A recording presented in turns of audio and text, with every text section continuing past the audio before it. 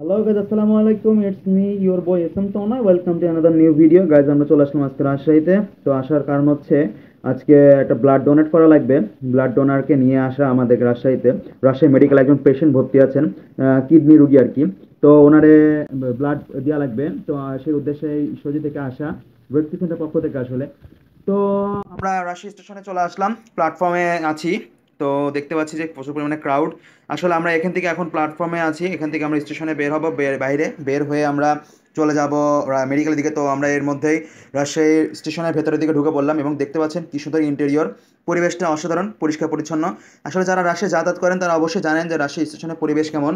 তো তাদেরকে নতুন করে কিছু বলার নেই। আসলে মানে আমাদের এই উত্তরবঙ্গের মধ্যে অসাধারণ একটা অন্যতম একটা স্টেশন হচ্ছে রাজশাহী স্টেশন।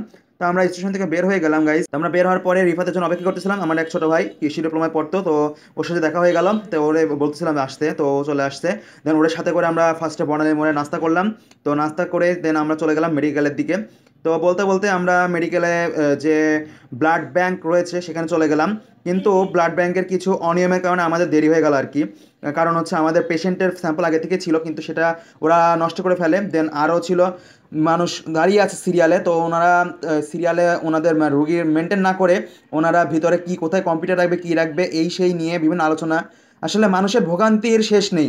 সরকারি জায়গা হলে আসলে এগুলো আমি আহ্বান জানাবো মেডিকেল কর্তৃপক্ষকে, যেন মানুষকে এভাবে হেনস্থা না করে, এই সকল সমস্যার সমাধান করে এবং রুগীদের যেন দ্রুত সেবা প্রদান করতে পারে, সে আহ্বান মেডিকেল কর্তৃপক্ষের কাছে আমার থাকবে।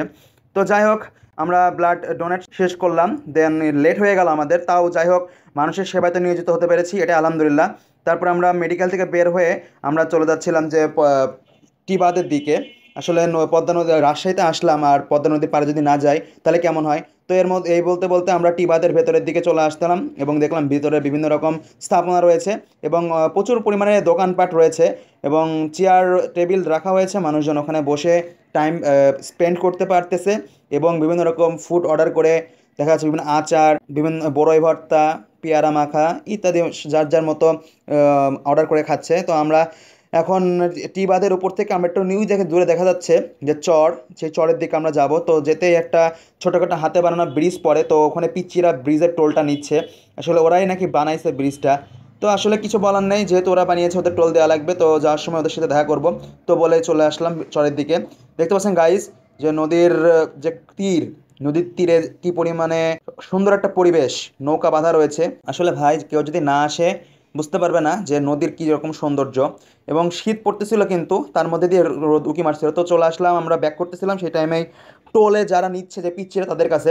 তো ওদের সে বললাম যে টোল কি দেওয়াই লাগবে? বলছে হ্যাঁ ভাইয়া, আমাদের এটা বানানো হয়েছে, আমাদের টোল দেওয়াই লাগবে। তো বললাম ঠিক আছে, যখন টোল দেওয়ার নিয়ম হয়েছে তো অবশ্যই দেবো। তো তাই বলে ওদের কিছু টাকা দিলাম। আসলে টোল ছিল 5 টাকা প্রতি পিস, কিন্তু ওদের দিয়ে দিলাম 20 টাকা। তো দিয়ে বললাম যে তোমাদের কি ইউটিউব ফেসবুকে দিব? বললো হ্যাঁ ভাইয়া দেন। তো ওরাও হাই দিয়ে দিল। তো তারপরে আমরা চলে আসলাম নদীর পাড় থেকে রাজশাহী সরকারি মহিলা কলেজের সামনে। এখানে অরোরা ক্যাফে অ্যান্ড রেস্টুরেন্ট, আপনারা রাজশাহীবাসী যারা আছেন সকলেই পরিচিত এই প্লেসটা। তো দেখতে পাচ্ছেন ভিতরের ইন্টেরিয়ারটা, এটা একদম রাজশাহী সরকারি মহিলা কলেজের অপোজিটে অবস্থিত। তো আমরা ঢুকেই দেখলাম যে ইন্টেরিয়রটা অনেক সুন্দর। তো আমরা ভাইয়ের সাথে কথাবার্তা বলে বসে গেলাম। তো ভাইয়ের 9 নম্বর সেটমেন্ট অর্ডার দিয়েছিলাম, গ্রিলড ব্রোসেট, এর সাথে ছিল special Thai fried rice, coleslaw salad, green sauce এবং চাইনিজ ভেজিটেবল। তো আমি আপনারা সকলে জানেন রাজশাহীবাসী যারা আছেন, ওরাই ক্যাফে অ্যান্ড রেস্টুরেন্টে যারা খাওয়া দাওয়া করেন, যে এদের ফুড কোয়ালিটি অত্যন্ত ভালো। তো এদের নতুন করে কিছু বলার নেই। তাও আমি ফার্স্টে ভেজিটেবল দিয়ে ট্রাই করলাম, অসাধারণ ছিল টেস্টটা। আসলে একটা সুইটিস্ট ফ্লেভার ছিল। আই থিঙ্ক এই প্ল্যাটারটার মানে বিশেষত্ব এটা যে একটা সুইটিস্ট ফ্লেভার দিবে। তো যাই হোক, আমরা সব খাওয়া দাওয়া শেষ করলাম। ভাই এটা কোনো প্রমোশনাল ভিডিও না, তো বলতে পারি মনের কাছ থেকে রিভিউটা দিয়েছি যে অসাধারণ ছিল টেস্টটা।